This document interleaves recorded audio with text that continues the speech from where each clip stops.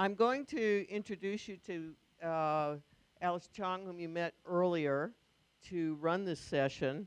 And I want you to know that I'll be back at the end with Paul Chung when we will hopefully get a little feedback from you and uh, wrap everything up. Okay. Okay. I see that you've all gotten yourself into tables.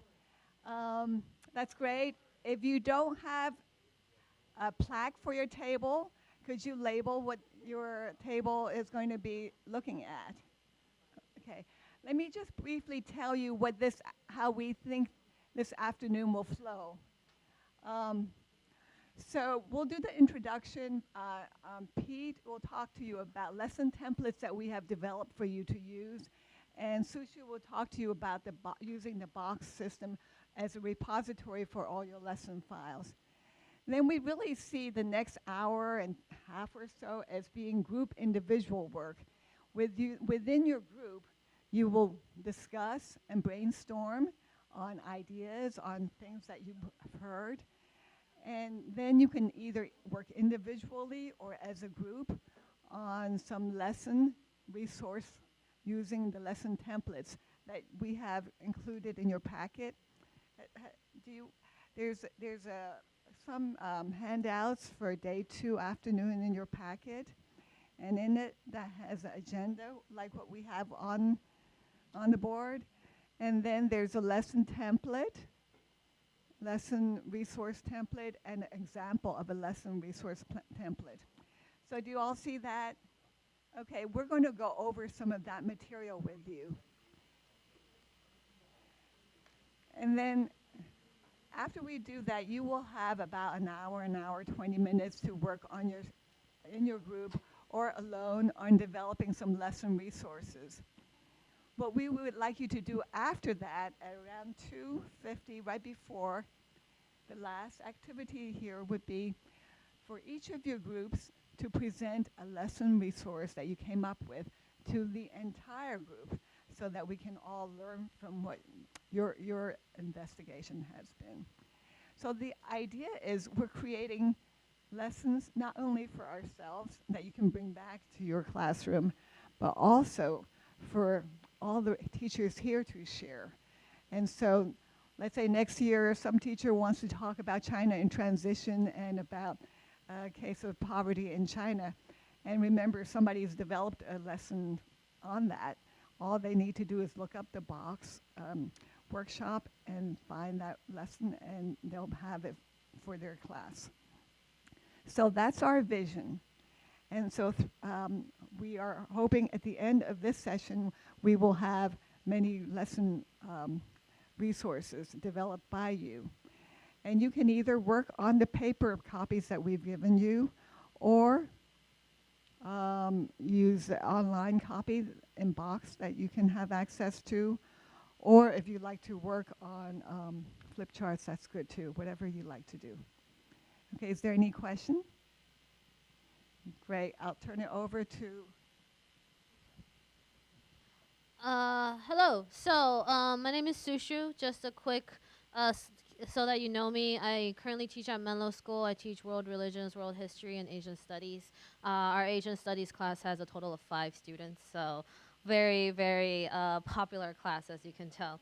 But anyways, to get things started, we have about 40 teachers in this room, and I think if every one of us tries to get on the same Wi-Fi, it will crash the Wi-Fi. So I've taken the liberty to divide you into different Wi-Fi groups. So if your last name begins from A to G, go to Wi-Fi 101, and so on and so forth. I'm not going to go around and check that you're doing this. I think this will just kind of help ease the Wi-Fi load as we are going online and looking at resources and looking at BoxNet, and so on and so forth. I also want to take this opportunity to mention that the 1990 Institute would like you to sign up for their newsletter, which will then allow you to get updates of other workshops, and also if there are further developments in terms of BoxNet and other stuff. But what you do is you go to 1990institute.org and you click on the Join Us button. Moving on a little bit about BoxNet. The interesting thing about BoxNet is that it has a public link that allows anyone who can access, who click on that link, who goes to that link, to be able to download things. And that, what you see there is the public link for general access and download, which means that if you go back to your schools and you want to share the entire folder of resources with a fellow teacher, you can just give them this link and anyone can download it from there. On the other hand, you do have to log in order to upload files, in order to comment on files, in order to tag files, which I'll talk about in a second. But that is what your login email thing is about. If in case you did not get an email due to school server hijinks, sketchy internet, or anything else like that, if you go to that invite link, which is I shortened it. It used to be much longer, so I used the Google shortener. So it's goo.gl/UO20AN. I've also written it over here in red. If you go there, you should be able to just click to sign in and log on and do all of that sort of thing. Hopefully, most of us are now here. Let me check. Ooh, what just happened? Okay, so right now we have 40 collaborators, and there's a couple people who are, someone joined. Excellent. So just a really brief overview.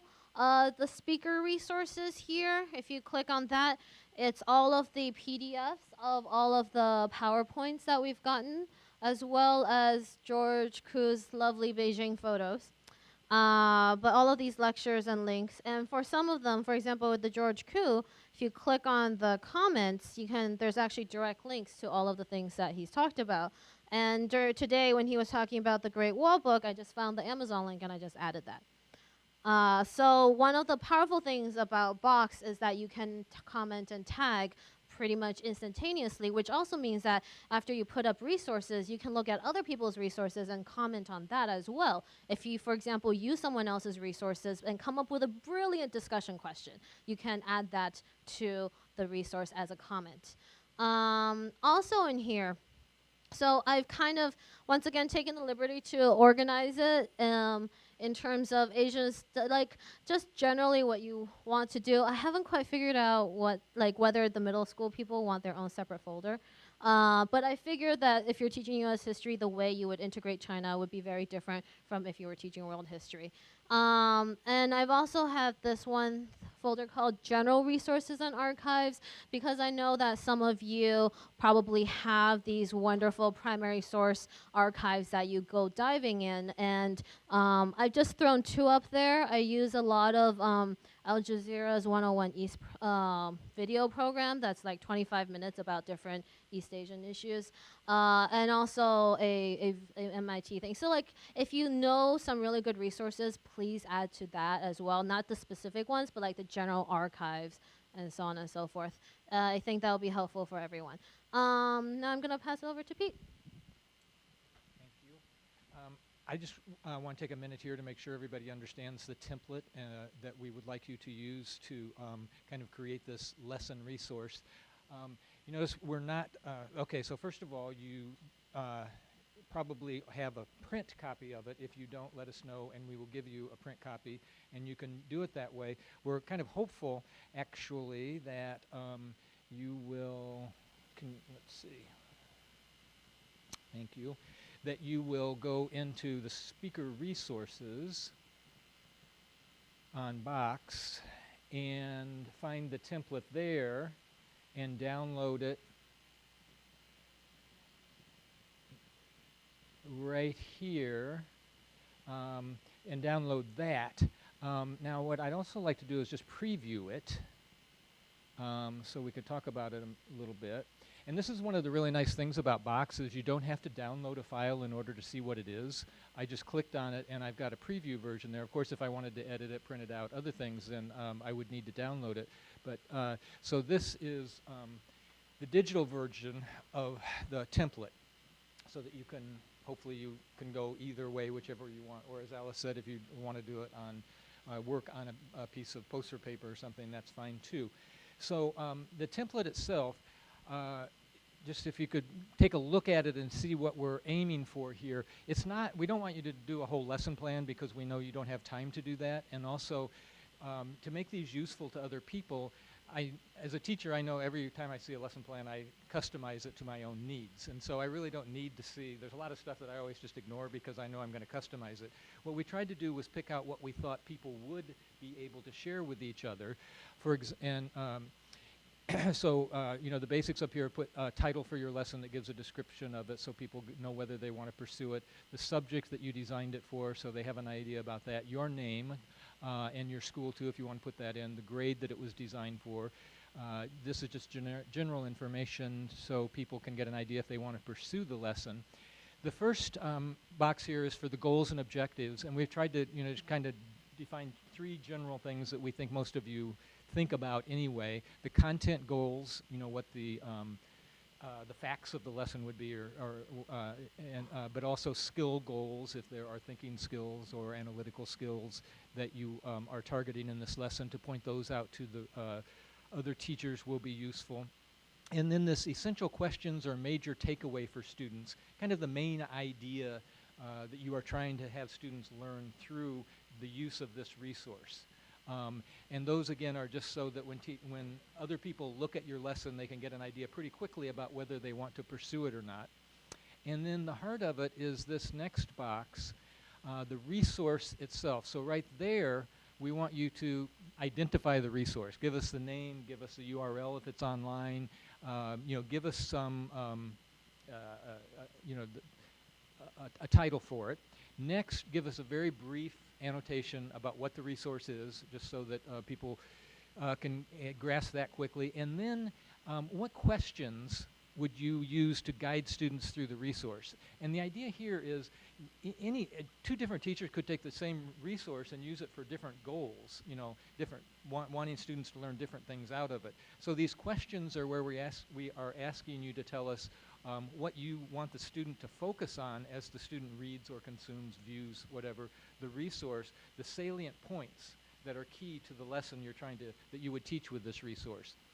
And then the next thing, the questions to guide student analysis, that would be after they have internalized this resource, they've read it, they've looked at it somehow, where can it take them to? What are discussion questions that once they know that resource, they could talk about with other students, talk about in relation to other resources. So, we kind of define 2 kinds of questions there that, just make the best use of as you can. And then activities, and again, we don't want, day 1, first 5 minutes do this, that kind of thing, so much as if this resource just really screams a particular classroom activity that would make it useful for students as a learning tool, and you see that, then put it there so that other teachers will understand. Now there is, both online and in your packet, there's a sample. And this is a lesson that Sushu did. You want to find it there? That Sushu has done that we adapted to this format, and that will give you a better idea. It's in the World History folder here on Box, and it's just a good example of what we're hoping we'll have lots of by the end of this afternoon.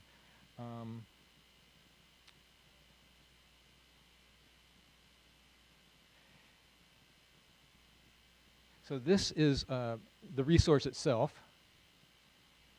and that's a PowerPoint. And then also, it's okay. So yeah. Why don't you pick up there, because that's the next thing you were going to explain. I'll skip that point. Okay. So the way I kind of envisioned this working is that you would each just kind of create your own folders under whatever topic it is, and then you can put in the files. So what I did was I created a China and Africa one. I see that Justin has added to it. And so I guess something we'll have to figure out is whether we keep our own folder integrity or whether other people can add to it. But we'll figure that out. But the way I did was I uploaded a PowerPoint I made that kind of contrasted rural unemployment in China versus in Angola. And then I went over here and I went to File Properties, General File Info. and I used then I wrote the little description of what it is, and then I clicked on this little speech bubble here, and I was able to write a comment that included the discussion questions that I wanted to do. So this way, if other teachers browse, you don't even have to click on my lesson resources document in order to just kind of get the basic gist of my discussion questions. And you can also see here, other people can reply to this. Hopefully you won't delete my comments, but other people can also add their own. And so similarly, I see that, wow, Justin is on the ball here. So you can add comments. And the other thing you can do is you can also add tags. The way tags work, similar, you go over here, you click here, and then you click on add/edit tags. And then you can basically put in what tags you want. And I find tags very helpful. Like if you look on the box, using box tutorial sheet here, I suggest tagging location, the file type, and any major themes. I mean, tags are only as helpful as they are organized. And so with, for example, so I tagged it with like Africa because that's mentioned, unemployment, rural and urban as my major themes, and this is a PowerPoint, so I tagged it PPT. But the cool thing about tags on Box is that if you click on the tag section up here, see this little tag? If you click on that, you can actually just select, well, I want all the Africa. I want to see all the ones that are tagged Africa, and boom. And what's even better is that you can say, I want all the Africa PowerPoints. Right. Now there's only one. Hopefully by the end of the day, there will be more so that the tags are more worthwhile, and hopefully over the years as we build up this workshop, there will be even more. But so that is how tagging works. You can also search files on the very top. So if I search for Africa and unemployment, it should also turn up the relevant things that mention unemployment in Africa. So this is kind of the power box, which is why we went through the trouble of getting you guys all signed on, and hopefully it's working for you guys. And I think that is pretty much it. I talked about comments, I talked about that, so good luck. If you have technological questions and otherwise, I'll be around. Feel free to ask me. I know this was way too much to throw at you at the moment, but we also want you to have time to brainstorm and work and share and all that great stuff. That's great. Do you have any questions?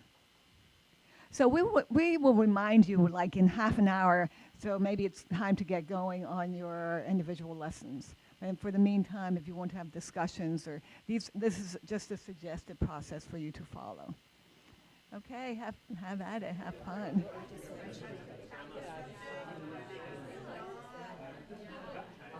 What are the conditions? For example, okay, questions.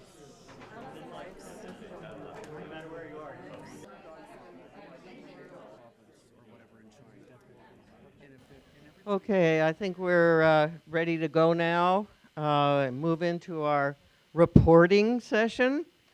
What we'd like to do, we'd like to ask you to do, is for your designated speaker at each table, as we go around, with the person who is presenting what you've developed, please stand up.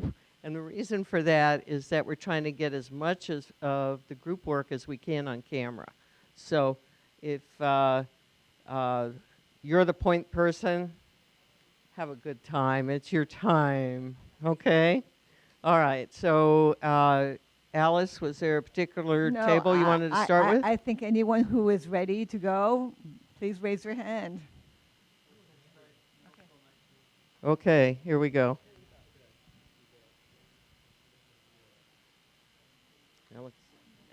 We formed a middle school group, so maybe us going first. We're the foundation that hopefully you're building on. we had 6th grade, 7th grade teachers, some special ed teachers who also were interested in a less abstract, more hands-on material. We do a good job with ancient China, 6th grade and 7th grade, and then we sort of stop in our tracks and hope high school picks it up. But our interest was building on ancient China and China then, China now, and also to build on geography skills, map skills. So we're going to do a whole series of maps of China. First, an outline map to review basic maps of China, but page 83 of your big book has the provinces by income distribution. Let them look at this. What do you notice? What are the effects of that? And this leads to a whole discussion about population on the East Coast, resources diverting to the East Coast. There's another chart, page 171 is a list of population of cities in China. You can see Beijing, Shanghai, Chongqing. Look at this chart. What do you notice? This is 6th grade. What do you notice? What are the implications of this? Another chart we saw from one of the presenters was urbanization, movement to the cities. Look at that chart. So it's a series of maps over and over again. You'll thank us when they're in high school, hopefully. And then maybe at the end, there's a lot of case studies in this book of rural, migrant, and urban. Maybe let them look at those case studies and get a more human face of what it's like to live in these areas of China. Is there anything else? Okay. Thank you very much.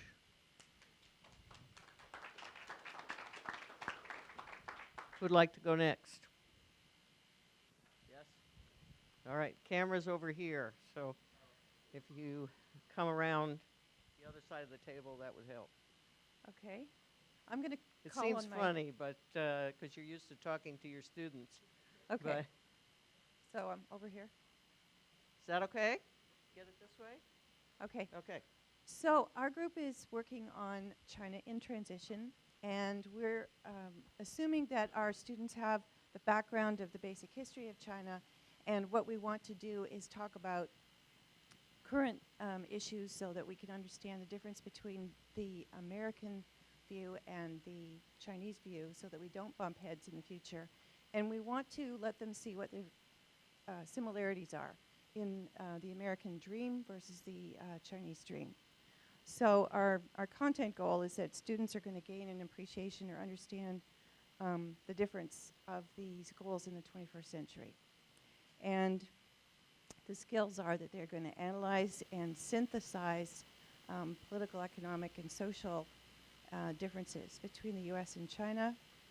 And the essential question is, how is the Chinese dream different from the American dream? What we want them to see is that the people all have basically the same dream, and the governments have a slightly different interpretation of the dream. So the resources that we were going to use are pretty rich and varied. Apparently this is a hot topic, as we've discovered. The first one was the introduction film that we saw yesterday, that 18-minute film, because we thought that it really set up the differences with the people moving from the countryside to the middle class and the migrant workers, and then to the city. And then there are some excellent questions in the book on page 105, I believe, and that sets up the questions. Then we were going to have another unit or another resource where they see a movie called Young and Restless in China. And it gets into 4 specific details of individuals who are having various degrees of struggle and success. And that makes it brings it home to them. And then the third thing is that we found a lot of different references just by looking up American Dream, Chinese Dream. And so even Barack Obama's been talking about the American Dream. We can look at the American Dream of the 60s. Is it the same as what's going on with China in 2013? And Martin Luther King's I Have a Dream. So at this point, I'd like to see if anyone else in my group wants to add to this. Okay, thank you. I think I'd like to be in that class. Thank you. Next. Okay.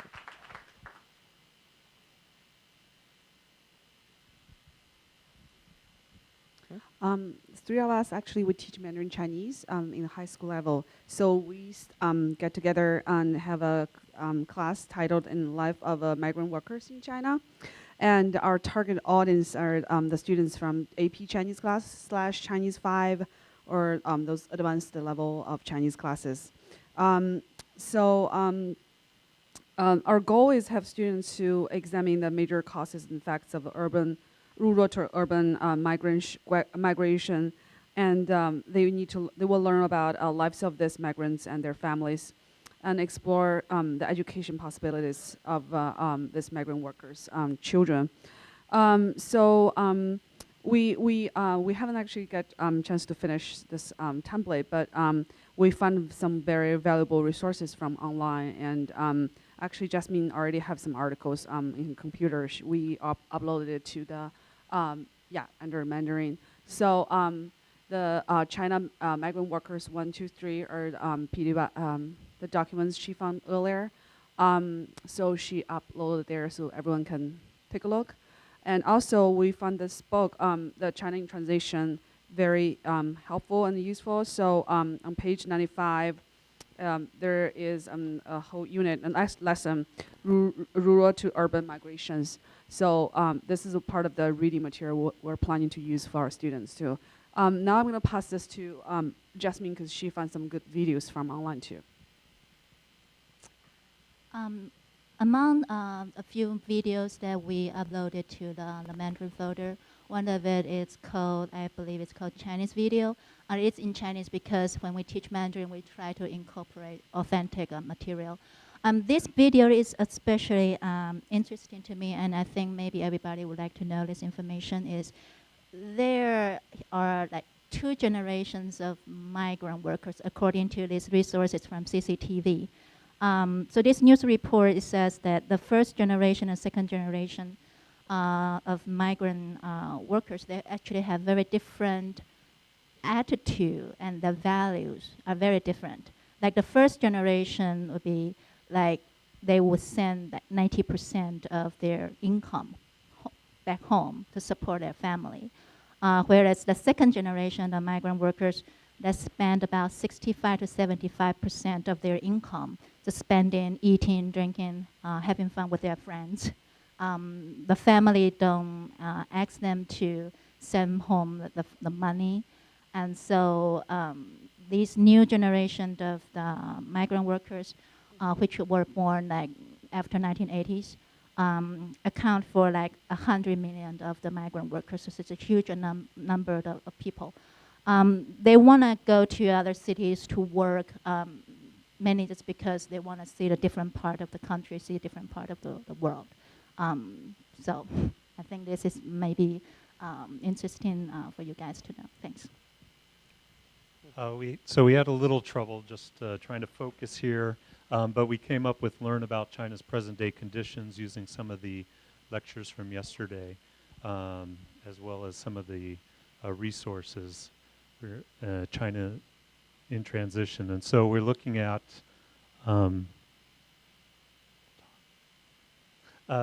distinguishing opinions from fact as our skill goals, and bridging the gap between our perception of what China was and what we should know because of all the reforms and changes in the economy. So central question, how is China different today from than what we have learned in the past, and what ways, so specifically, what do we see in China today?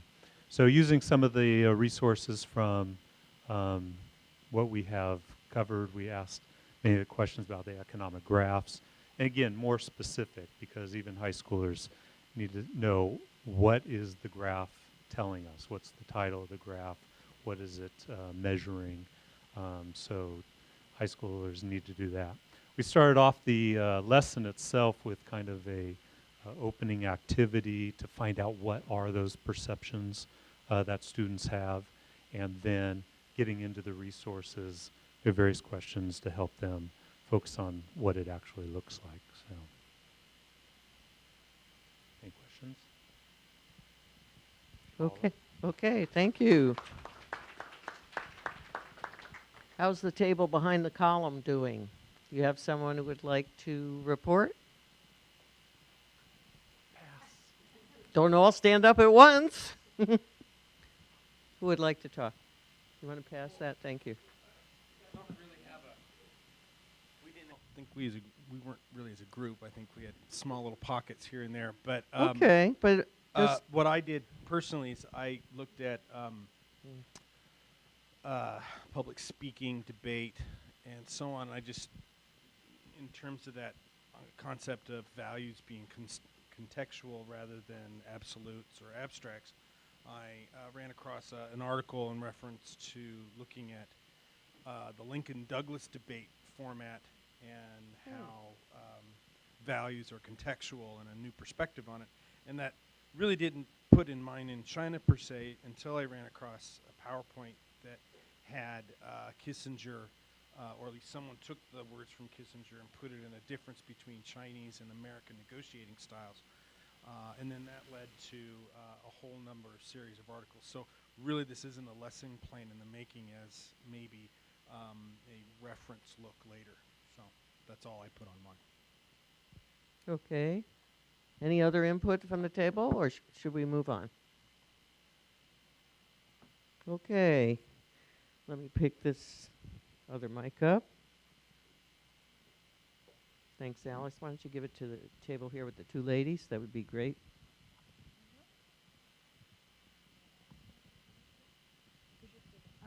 I'm doing science, so mine's under science. It's social studies and science. So I tied in the next generation science standards. So it's called Environmental Sustainability Through Innovation. And it was taken off of what Mark had to say the other day. And the focus is, I found an article from the New York Times. I'm using a lot of informational text. So not only do I want to use text, I want to use some blogs to show middle school kids the difference between a blog and an article. So this is how cities can save China. There's a really good article. And it's a reflection piece of it. So I'm using a strategy from Stanford called wordsift.com. You can take an article, and it will sift the article, and it will show academic language or scientific language, and it will also give you concept mapping, as well as YouTube visuals of the terms, so the kids can use that for English language learners. And then I'm going to have them design some kind of engineering process to test water, because we go to China every year, and possibly test it with their kids when they come to my school from China. Sounds great. You're covering a lot of bases. WordSift is probably new to a lot of us, so it's a great resource to mention. How about you two over there? Oh, you have something. I'm so something sorry. Different, yeah. All right. Yeah, Remember, I did something. you really need to get up. Okay. And maybe if you come so over you here? can see a camera, they can right. see you. So I did something a little bit different. We sort of all discussed what we wanted to talk about and then branched off and did our own lessons. And I actually totally stole an idea from Sushi, which is talking about the recent incidents of floating pig carcasses in the Shanghai River. And so I found a video from CNN and an article from a Chinese newspaper. It's under world history, yeah, because I'm going to use it in my 6th grade ancient history class. I'm going to, transitioning into Common Core, I'm going to spend a lot of time focusing in each unit on environmental issues, specifically water. And so this tied right into what I wanted to be talking about. And the shock value of dead pigs is pretty awesome for 6th graders. So, plus it's kind of, I'm also a language arts teacher, so also building on ideas of analyzing sources like videos, short videos, and newspaper articles. Sounds good. I think it's awesome, not just to kids. Anyway, thank you very much. Okay, well, first of all, we couldn't get on the website, so sorry about that. We set off with Tibet, and we were going to, about how to teach that, but we had Billy at our group, and, where's Billy? Okay, and he raised this really interesting point, which led to a discussion that went on for half an hour. And the question was about how tricky a topic it could be.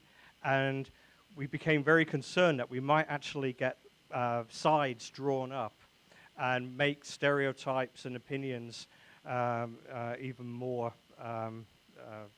against each other than we would like. So then we changed topic. And we went for the one-child policy instead. The reason why we went for that is that we wanted to be able to raise questions that made the kids have to think about the situation they were in and then have to come up with their own solution. So that instead of having groups against each other, we had groups that were actually trying to come up with the best solution that they could and get a win-win. Let me see. This was geared for a modern Asian history class of seniors, and we would have charts comparing US and China population growth. I have a load of slides of taking pictures of families in China, and what's shocking is that they all have one kid. The DBQ project has a really good section on this too. And we raised questions like, what would happen if the charts were reversed between looking at US population growth and Chinese population growth? For instance, if the US was to bring in one-child policy, how would that change our society? How would we be different today if that's what we had done? Also, if China hadn't brought in a one-child policy, then what would the graph look like now? And what problems would they be facing? Then we wanted to raise questions about the numbers of Chinese living in poverty that don't get fed. And we asked the question of how would your own family be different if there was only one child in it? If you, then we had other activities like making propaganda posters for and against the policy. One thing I like is coming from Monterey, is to get a map and increase the population by about 8 or 16 and suddenly show where do the people all go. You go upwards. Salinas and Monterey are now connected, etc. Some people may have to move down to places like Death Valley or whatever, which is what China's done with Tibet. So anyway, and also, what is the impact of this environmentally? And you can raise questions like that. And also the social problems people would face. Let me see. And then we'd have, then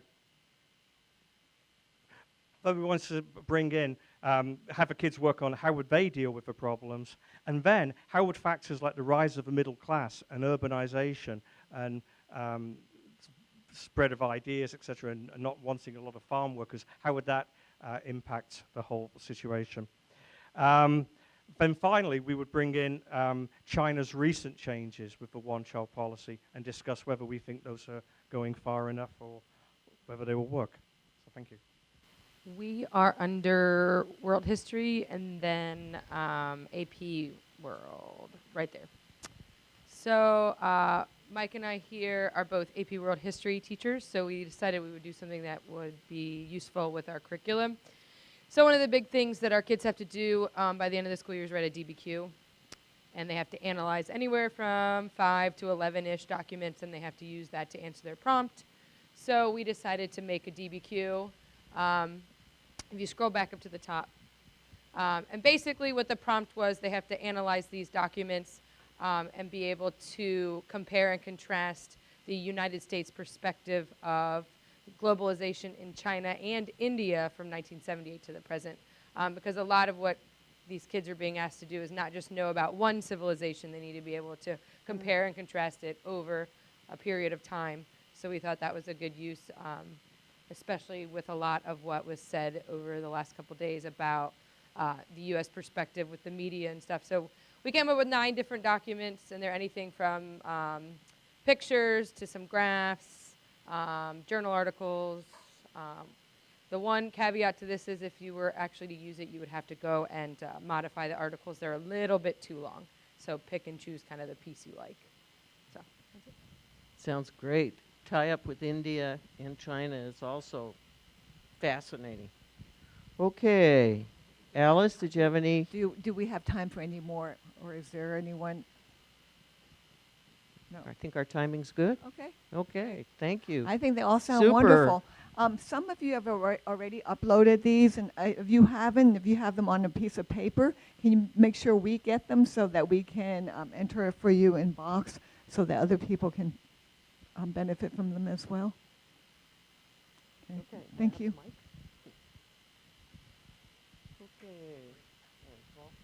Thank you so much. I have to say, through so many different workshops over the years that I've attended, there's always varying degrees of participation and depth of involvement.